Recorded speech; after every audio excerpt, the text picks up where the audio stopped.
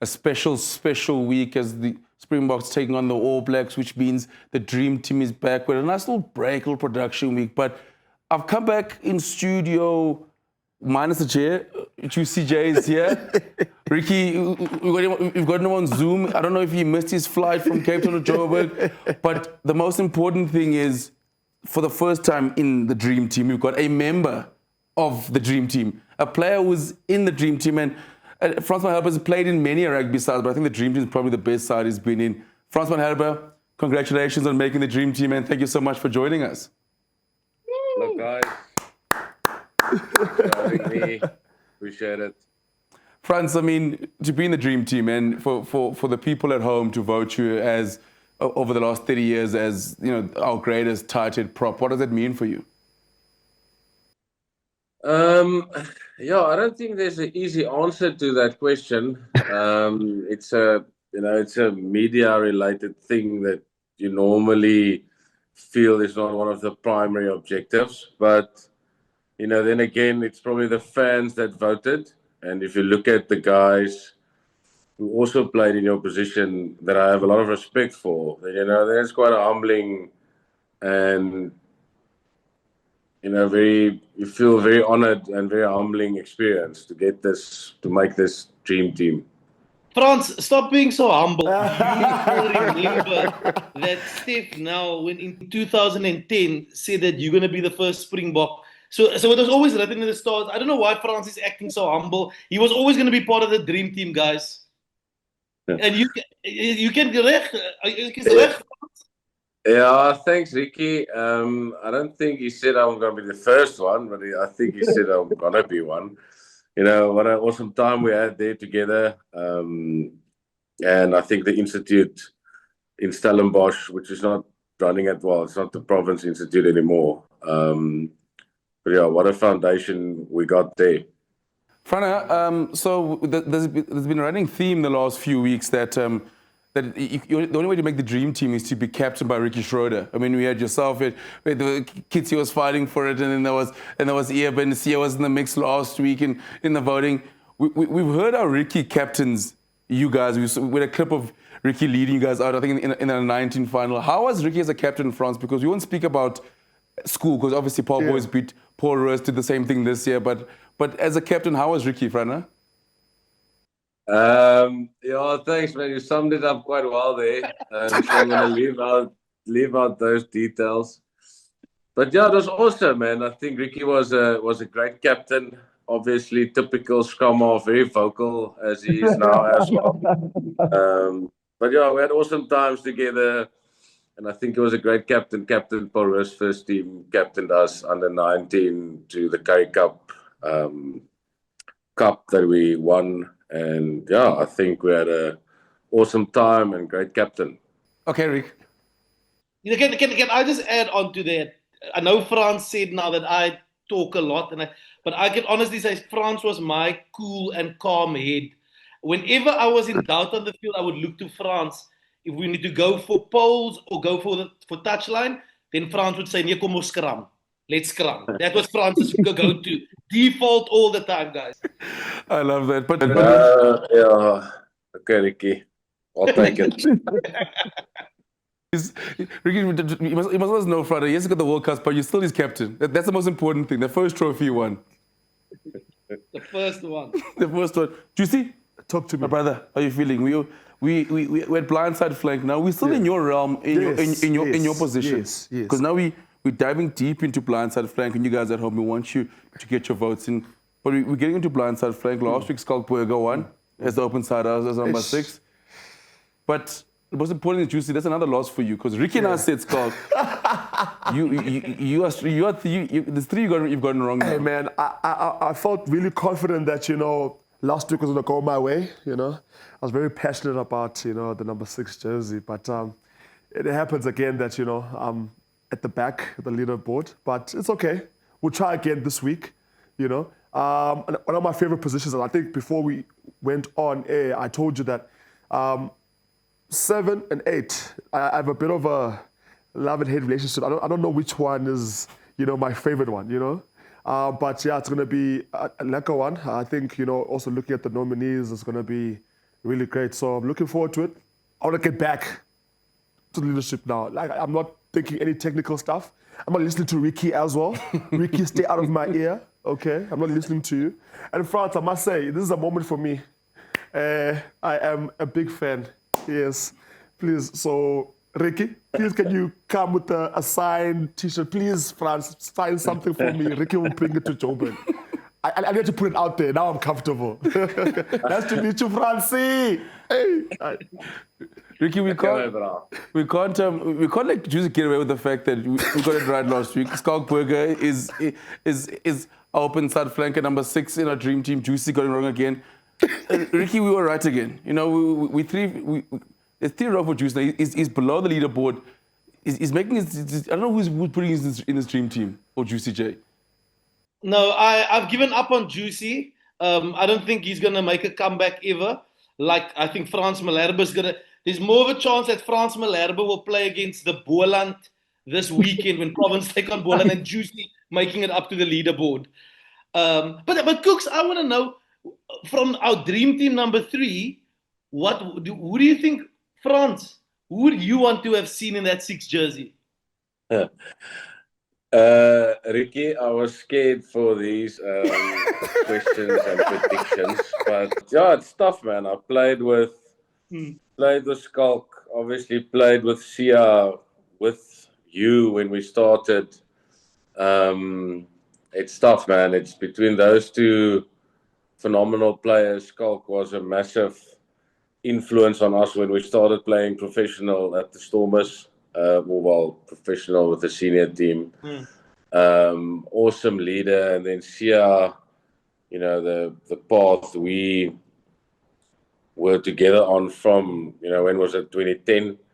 I think we played against him as well, Craven Week. Yes, we did that first game. 2009. So yeah, please don't force me to make a call on those 2. Either of them, more than happy to play alongside them. Don't worry, Frans. We're not gonna make you make a call against either CEO or Skalk. We'll make you make a call on the blindside flankers when you name nominations. So we can't let Frans off the hook. But in talking about our number 7s, the blindside flanker, we got our 5 nominees, and you guys at home, go and scan the QR code, go and vote, because this is going to be very, very tightly contested. Our first nominee is the 1995 World Cup winner, the legend Ruben Kruger. We got 2-time World Player of the Year, Peter-Steph du Toit. We got the hard man of many talents, played in many positions, Donnie Rousseau. We got the pride of Free State, Joan Smith, and also probably, they say that one of the hardest men who've played for the Springboks, 1998 Tri-Nations winner in the World Cup squad, SA 1999 SA Player of the Year, Andre Venter. That is stacked. I mean, Frana, you look at those blindside flankers, and in South Africa we are blessed. I mean, when you look at that list, I mean, what's the first thing that pops into your head? Yeah, it's tough. I don't know who to choose there. I mean, if you think of guys like Andre Venter, you know, obviously I didn't have the opportunity to play with him. Just what you can remember, and the type of guy, Ruben Kruger as well. And then you think of, I remember my high school days, how much I liked Donnie Rousseau, the impact he had on games, whatever position he played. And then, you know, Peter-Steph, you can't argue against twice World Player of the Year. How can you argue against that? So, tightly contested one. I think Peter-Steph will take it with 2 World Players of the Year. Yo, Frans is jumping. Frans is going straight in. He's going, like, I'm going to get out of the way. But, guys, Juicy, I like where Frans is going because he was making his call. Guys, I'm sitting here like with Peter-Steph du Toit. Yeah. There's only 2 other players who've got 2 World Player of the Year win in the history of rugby. There's 3 Frans. Peter-Steph du Toit is one of them. There's 2 other players who've got multiple World Player of the Year. You know what there is? If you were to guess, Juicy? Donnie Rousseau. I'm saying in the world, like World Player of the Year. Only 2 other guys have won 2 or more. Really? Not just Peter-Steph. Not just Peter-Steph. Ricky, what do you think you know? I know Skalkberger as one we mentioned, He's got but are one. you saying two? So there's 3 players who've got at least 2 World Player of the Year. Sure, trivia. Is this trivia? I'm just adding value. Sorry, 4. Sorry, there's 4. So 3 other players. Oh, wow. No, but you see, now there's a lot of confusion now. So there's 4 players, Ricky, who've got 2 or more World Player of the Year. Peter-Steph is one of them, so there's 3 more. Who do you think? And we would love to hear the answer. I'm just here to help you guys. So it's Peter-Steph du Toit has got 2. Okay. Borden Barrett's got 2. Dan Carter's got 3, and Richie McCaw's got 3. So that's the company that Peter-Steph du Toit is in. Yeah, Jonga, he's heavy. That's heavy. He's heavy. No, that is big. I mean, that speaks to his quality as well, man. I mean, he's such a phenomenal player. I mean, bruh, that man, how many tackles he made at the World Cup final? Apparently he's still tackling. And it's one of his clips and it's one of his interviews. He mentions that he says, like after like a hard game, when your body goes through, that recovery phase. He says like he misses feeling, his body aching a little bit. You know what I mean? Because that's how he plays. He's very aggressive, and I mean to get 2 like that speaks on his quality, man. I mean, as Frans said it, like he's already put his vote up. He's like, you know what, actually, just close the debate. Frans, I mean, when you're in that World Cup final and you're watching Peter-Steph have a personal war against the Barretts, was there a part of you that was upset saying, Peter, like you're stealing some of my tackles as well? Like, can you share the load with the hits? No, I was very happy for him. You say watching him, I didn't have, well, it's probably a front row seat to see the performance, but we had our own jobs at hand and I couldn't do it better than Peter-Steph, so I was very happy for him to do it. The thing is, Ricky, the blindside flag position, like Peter-Steph, you talk about work rate, but all these guys, have an incredible work rate, incredible engine. Ricky, what do you think out of all these guys you've seen, say, who's got the biggest work rate? Because Andre Venter, I mean, that dog used to work hard around the park. One of the most underrated Springboks we have, Ruben Kruger. I mean, the players say he's probably the best player we had in the 95 World Cup win, and obviously Donny Rousseau and Sean Smith is underrated. So, but they all worked. I mean, they had a massive engine, all of them. The one thing that really stood out about this nominee list is that all these guys are very soft-spoken, not the loudest guys, not your typical scrum half. I mean, Peter-Steph, we know, we played against, Frans played with him. But all these guys, Ruben Kruger was called the silent assassin. And that just proves again, guys that got down and dirty, didn't speak much, they knew their job at hand. And I think it speaks volumes of each and every single person. I mean, Donny Rousseau as well, being played in different positions, not asking questions. And I think that is one key element of all of these nominees is guys that really, they walk the walk. I mean, we know Chasing the Sun, we watched when Peter-Steph and Frans can give some more insight into the extended version of what Peter-Steph said in that circle. But it's guys that they don't speak a lot, but they get the work done. So I think this is grafters. All of them are tenacious. All of them are freaking strong human beings that won't drop the team and they'll get the job done. And they all work hard. I mean, Ricky, you mentioned that they're all quite soft-spoken. Myself and Juicy has spent time at blindside flag, so it makes sense as to why we're talking on a camera screen and not playing rugby right now. Is what you're trying to say? Listen, if the boots fit, wear it. But you see, I mean, you are a ball-carrying expert here. We've seen you just jail the final pass. Do you see out of all these guys here, who do you trust the most with ball in hand? Who do you think is the best ball? I know Peter-Steph du Toit spending time out wide on the wing. Ruben Kruger work hard. Out of all these guys, who do you think is the best ball carrier? Bruh, okay, Donny Rousseau. Donny Rousseau, for me, I think, he was just like that guy, played a lot towards the ball, very clinical in his carrying, very dominant there as well. Wait, guys, doesn't Donny Rousseau look like the Wolverine? Like, he gives me that look. Like, is it me? Like, he has that... No, Juicy, it's just you. Frans, you have to agree with me. Doesn't he look like the Wolverine? Daniel Rousseau, I think he looks like X-Men. You know, as I say, like a very hard man, you know what I mean? And also a very good line-out option as well, because I think he adds a lot of, you know, variety, you know what I mean, in when it comes to that position. You said, like, he could play anyway, you know, questions asked, if it's needed there, he's that guy, you know. So for me, when it comes to ball carrying like that, I'll definitely go for Daniel Rousseau. Dana, the guys, the Bulls, you say, used to love running that line in between sort of the ruck and the A defender, Ricky. And it's a gap of 1 meter. but Daniel Rousseau would make it work. But Frano, you mentioned that, you know, growing up, we're all in the same age bracket except for Ricky, who's really, you know, 95 was his era. I mean, we don't know. We're trying to figure out his real ID and Ricky's real age. But we all watched Jean Smith and Donnie Rousseau sort of growing up in that era. For you, what is like watching those two, Frano? Because, I mean, two different type of players. And Jean Smith, I mean, the guy was, like, he spent so much time with the Cheetahs, being man in the match and losing causes. And obviously in 2007, he was fantastic. And Donnie Rousseau playing 8 then. Those two together in the same side, I mean, that was brilliant to watch. Yeah, I think it's two amazing players. If you think, like you said now, myself and Ricky, I think when we were throughout high school, when you're very passionate about rugby and you watch the box, you watch all the rugby that's on TV, those were the years where those guys peaked, I think.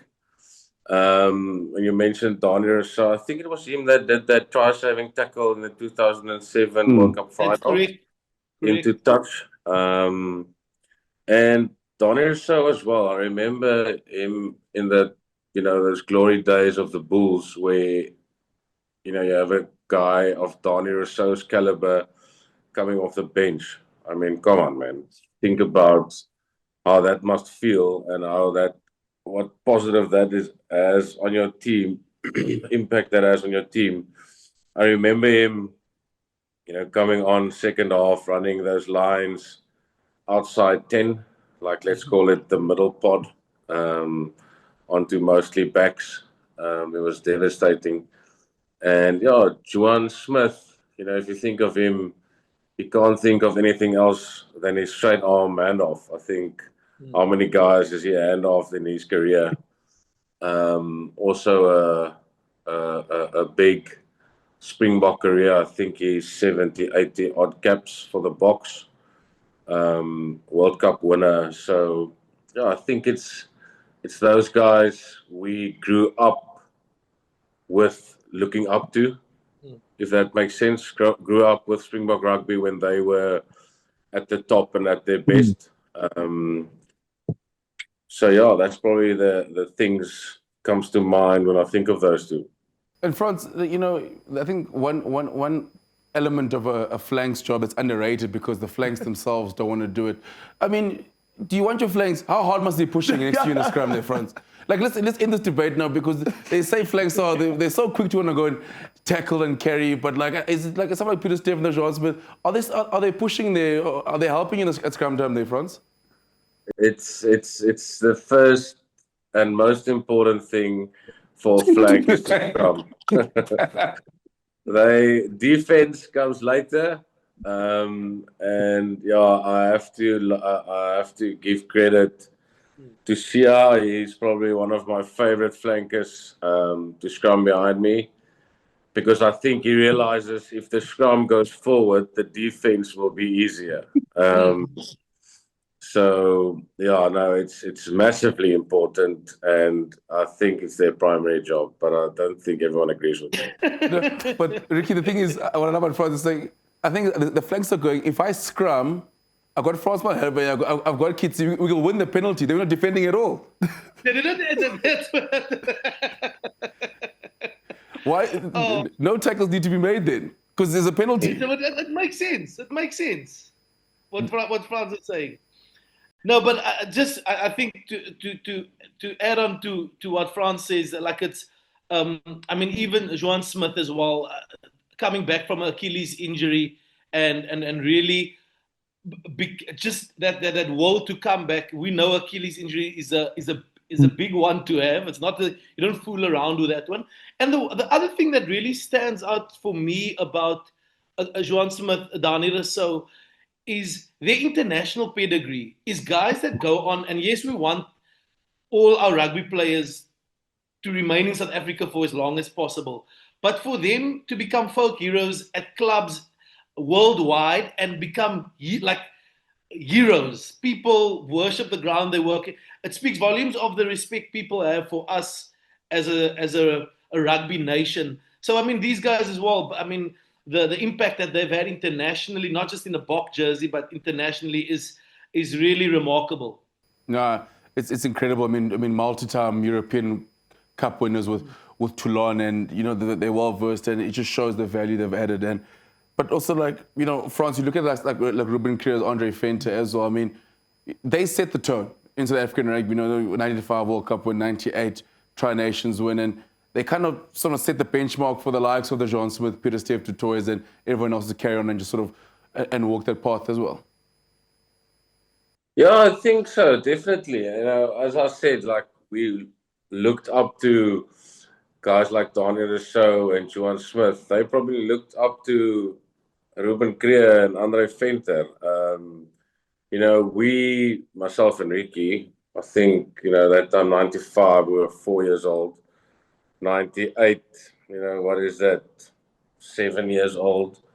We can't really remember a lot of the rugby live that time, if that makes sense. But massive, massive respect. And you heard people that's older than you, how they played, and talking about them, telling stories, and obviously watching clips of those days. But massive, massive respect, especially for both of them. I actually know, I'm actually friends with some of Ruben Kruger's family's brothers, sons, good friend of mine. And yeah, it's just these legends of our game. I love how Frans he throws at the end there, like, you know, the friends he has. Because normally, Ricky, we had Juicy telling us about his friends, but now we got real people like we're real friends.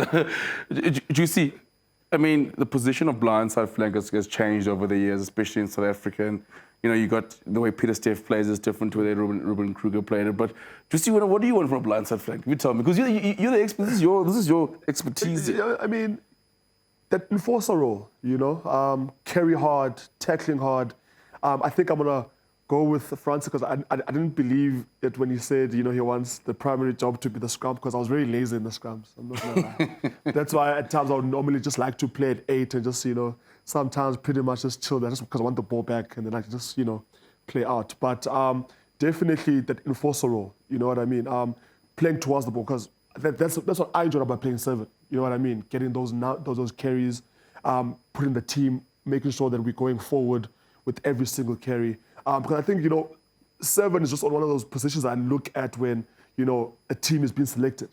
You know what I mean? Because I think, you know, those guys, when even if energy drops, you look at them to kind of like spark something. You know what I mean? And this is what Peter-Steph du Toit does so well. You know what I mean? Whether it is via tackling, you know, he'll, you know, make sure that, listen, hits hard, that there's a knock on, we get the ball back. That's what I'm saying. Like, when the energy dips, you look at those guys, just like, hey, bro, like, could you please just give us something? You know what I mean? So that's what I look for in a number 7 jersey. And you, Rick, at 9, I mean, your 7s, I mean, some of them are great line options, obviously. They probably, in your case, as well, at scrum time. But, I mean, for you, Ricky, you've seen the evolution of blindside flankers, especially like where we are now. And I think in South Africa, it's one of the positions you'd probably say it's one of the most healthiest we've had in our history. No, definitely. And I also think the fact, but it started as well, the versatility of having a 7 that's an extra option in the lineout as well. And it creates that back ball, especially as a scrum half, you want that ball on the run at the back, wherever he's situated. But seeing how our 7 flankers are, one of the boxes they need to tick is they've got to be a lineout option as well, is a joy for any team. And that's the great evolution of that 7 jumper.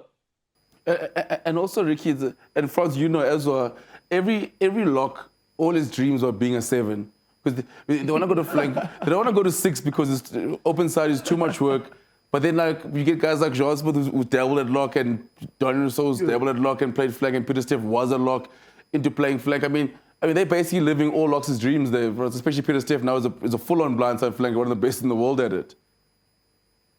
Yeah, definitely. And my favorite thing is to see when you tell those ex-locks to move to flank, when there's injuries, you tell them go back to lock.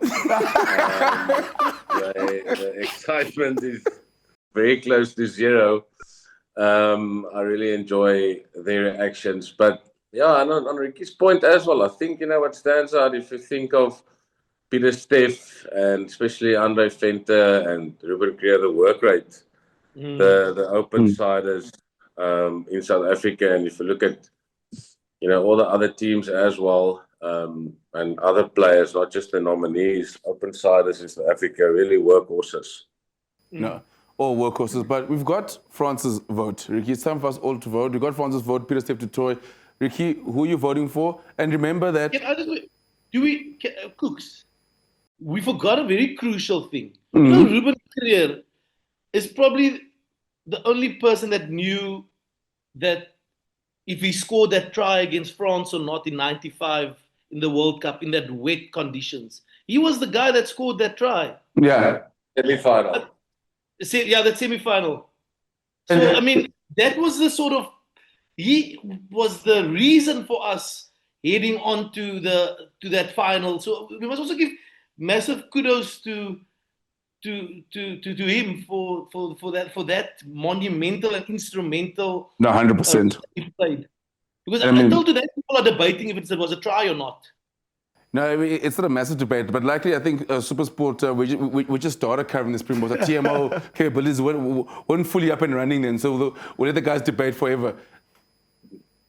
We let them debate. It's down in the history books. No, but we've got 3 more World Cups, so at least we put that to bed. They can keep one if they want to take one. I mean, France is still going to be playing at 2027 World Cup, so we're very excited to get another one there. Another one. Cooks, are you asking my vote? We need your vote. And Ricky, the most important thing, I see the way you've been voting is obviously Western Province guys and guys who you've played with. So I just want to make sure is maybe to keep it neutral. There's life in Bloem as well. There's guys. Peter-Steph also played for the Sharks first, and then he came down to. I'm just making sure that we aligned here. Yeah, no, I think there can only be one. Listen, phenomenal nominees. All the guys hard as nails, but Peter-Steph du Toit is my pick for the 7 jumper. Juicy? Yeah, listen, my decision is split today. My heart wants to go Donny Rousseau, because, one of the players I really, looked up to growing up as well. When I got introduced to rugby, there was one of those guys for me, and it has really impressed me in his career that he has had phenomenal. But at the same time, I'm down on the leaderboard when I cooks, man. I need to make a smart decision here, But the thing is also your dream team. I told you, please, in my decision making, Ricky, stay in Cape Town, please.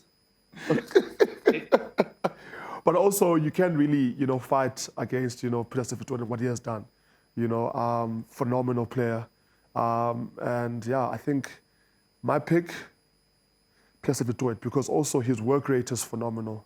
He literally does anything and everything. I think it's also you have him as an option. If not at flank, you can put him back at lock, and just to have a guy like that in your team, with that big engine, and just loves the hard stuff. You need that. So I'm gonna go with Peter-Steph du Toit. But Juicy, the fact that you said work rate was your number one thing. Donny Rousseau made that tackle in the corner. For him to get all the way to the corner, that speaks volumes of work rate. I'm just trying to help you in assisting with one of your choices at least. Ricky, I told you. You've influenced me a lot. I'm still at the bottom, my brother. please, maybe France can help me with this one. Yeah, maybe France can help me with, not you, please. Ricky, you didn't use the J astray, but to make my vote, Ricky, you mentioned it is my dream team. I love Peter-Steph du Toit, and I love all these guys, Andre Vetter and Ruben, but for me, it's hard not to go against Sean Smith. Spent a lot of time in Bloem. I think for me, still probably the most underrated Springbok we've had. Yes, you look at how phenomenal he is and the work he done, and just like in 2007, he was fantastic. Free gets all the praise, Victor and John, but Sean Smith in that World Cup campaign was on another level, and he was going up against the likes of Jerome Khan and Ruben Thorne and some of the best blindside flankers who have played when you're on a stacked up blindside flanker. So for me, it's Sean Smith. Somebody to carry the pride of Bloem. Got to give Bloem some love as well while he was the Cheetahs there, and obviously he was fantastic when he went to Toulon. But so that's my vote. All our votes are in. You guys at home, please make sure that you scan the QR code, get your votes in. But before we wrap, there's some business that needs to be taken care of this weekend. There's a massive test that is ahead. Sure. We hear people talking about that. You have two debuts. You have your debut, your first cap for the Springbok, then you have your first cap against the All Blacks, and how special it is. Frans, you've played against the All Blacks in New Zealand. One, how special is it, and how tough is it to win a test match in New Zealand? It's. I think you're correct with the two debuts. I still remember my first time against New Zealand was in the semi-final of the 2015 World Cup. Easy game to start off with. There's not enough pressure already. But anyway, and obviously New Zealand, I saw something this morning. I don't know if it's correct, but I think we've only won there 4 times. Lately, and I think we drew twice, where the one was it 2019, just before the World Cup. Eden Park, we know, what is it, 1937 we've won last time. But anyway, I really hope we can change that this weekend, and then next weekend it's Wellington. It's definitely going to be tough. Let's not lie to each other. Very excited, and I think the boys can do it. Ricky, our last win against the All Blacks in Eden Park, 1937, just took us through that game, Ricky. You're obviously in the stands, Luister, die bok leef. That's all ik zeg. Die bok leef. Die bok leef, Ricky. But listen, Rick, we're sitting in a funny place now as fans. We've beaten the All Blacks 4 times in a row in the last 4 games, but the last time we lost to New Zealand was in New Zealand. So, do you think how do you think we're feeling as a country? Are we confident? Or should we be underdogs? How do you think we should approach this weekend's game? Firstly, I think Frans will agree with me and Juicy and you Cooks that it is good to, after the Australian test, it is good to see Australian rugby strong again and in a good place. It is good to have that rivalry of New Zealand. I haven't felt this excited for a test match in a very long time, because it is literally, we speak about David versus Goliath. This is Goliath versus Goliath. It takes one back to, as a child, waking up early for a test between the All Blacks and South Africa. So as much as die bok leef and we believe we're backing our Springboks, it is, I think for rugby as a whole, it is a wonderful thing that there's some sort of competitiveness again. I do feel the All Blacks will be very motivated, because they feel, for some odd reason, and ek dink hulle weet nog niks nie. Hulle weet nie eintlik wat ons weet nie, but they feel that we are vulnerable, for us the Springboks. However, there's an Afrikaans saying, 'n gekweste bok, a buck that is wounded, a wounded buck, for translation purposes, is a very dangerous buck. And I think we've realized, we've seen that with France and them, when our backs have been against the wall in the past, when there's a bit iffiness, the guys always rise up to the occasion, and we're representing our country, our guys. There's a pride within South African rugby that I think is next to nothing at the moment, and I just love the fact that this rivalry has been reawakened. Do you see? I want to know, what is your plan going into this game? The game's 9 o'clock this weekend. Are you going to bed early? Are you staying up the whole night? Or are you flying to Auckland? Because every big game that happens, you tend to be there. Listen, Cookie, you never know with me. Anything can change, you know. Even now I'm sitting here, I'm thinking, Francie, maybe I can just come watch the game with you there down there in Cape Town, take a flight, you know, and just watch out. If Frans is giving you some Coca-Cola, there could be something else in there 9 o'clock in the morning. I mean, Lucy will never make it back to Joburg if he has to have a drive with Frans Malherbe. So, at least not the same day. So yeah, anything can happen, you know. Anything can happen. I'm really looking forward to it. Definitely having an early night. Wake up, probably have a nice 5K run, you know. Okay. Just something to motivate me towards the game, you know. I was actually planning on doing it last week. I mean, this past weekend. I thought, for some reason, we were playing this past weekend. And I had already made plans. I was calling people. I'm like, guys, listen, we're watching the game, you know. And I'm like, where's the team sheet? Oh, no, we're playing the following week, right? Because, I mean, that's excitement Ricky speaks about. You know, I think also one thing to just add there to you, Ricky, you know, the Springboks versus the All Blacks, you know, these two teams, when they do play, they get something out of each other. You know, they bring out that fight. You know, it's always going to be a massive game. Doesn't really matter if maybe, let's say, either team probably lost the weekend before, but on the day, on the field, just know that, listen, it's going to go down, you know. And I'm looking forward to facing the haka again, you know. Bit of a dancer there myself, you know what I mean? So, yeah, it's going to be a really good one. I'm looking forward to it. Fran, I mean, we know Juicy loves to dance, but you face the haka. Not the hakas that he faces in the places he goes to. But Frans, you faced the haka. You talk about your debut 2015. You got arguably one of the greatest sides of all time. What's going through your mind when you're seeing the haka? Are you thinking about the first scrum? Are you marking your opponents, or is it getting you psyched up? What's going in your head when you're watching them do the haka, especially in New Zealand? It's obviously a special tradition for them, and I think the most important thing is to respect that.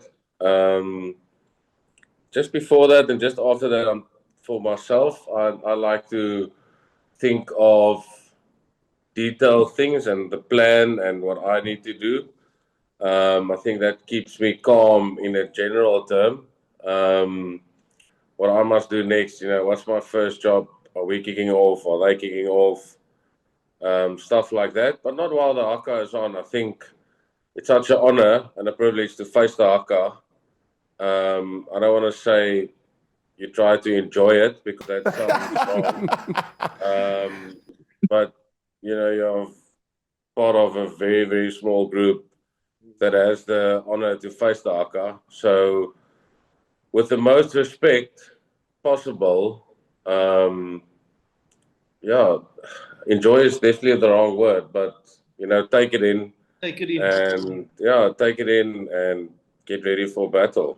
Oh, I mean, that's amazing. I think it's all you can do. But before, yes, we got this massive clash, Ricky, between the All Blacks and the Springboks, but we also got something very special happening. It's happened in England. Our Springbok women's side qualified for the World Cup quarterfinals for the first time. They're taking on France this weekend. And, I mean, Ricky, what an incredible achievement and a job that Swayze Brand and his team has done. I mean, to get that win over Italy and make history.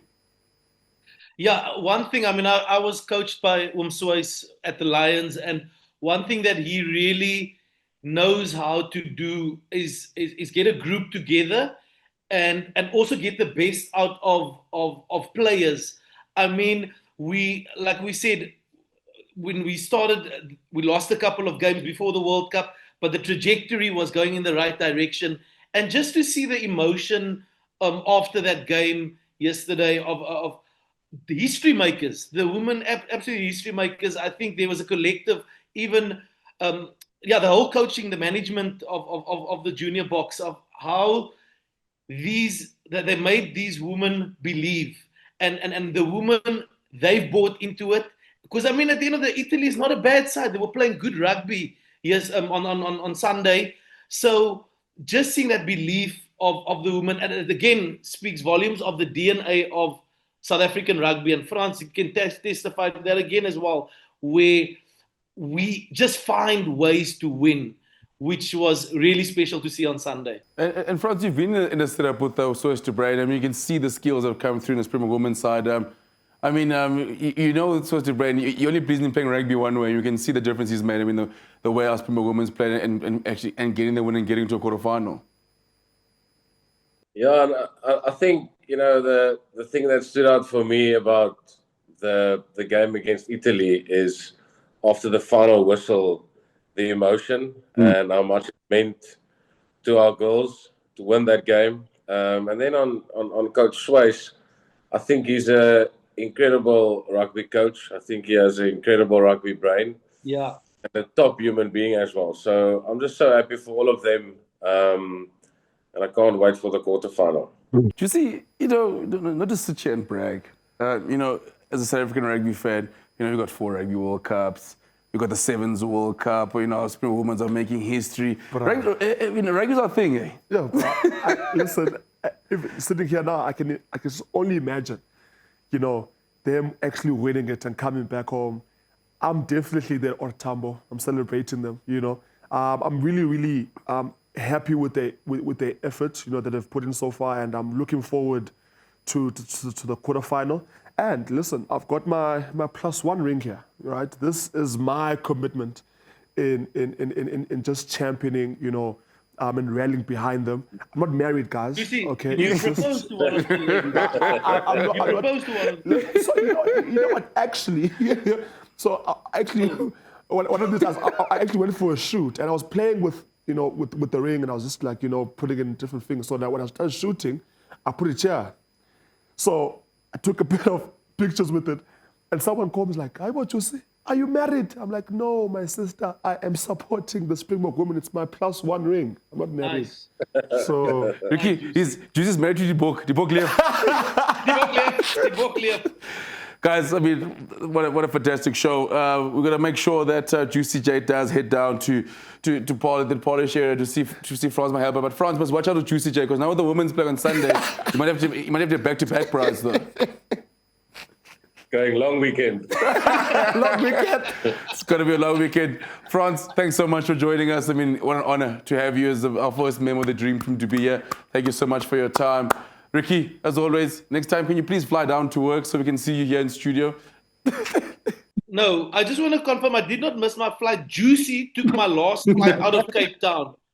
FlySafe Air only had certain amount of seats available, and then Juicy wanted to come have a jollification here in Cape Town. You didn't even know I was in Cape Town. He did that thing on FlySafe Air where you can pay for the extra seat.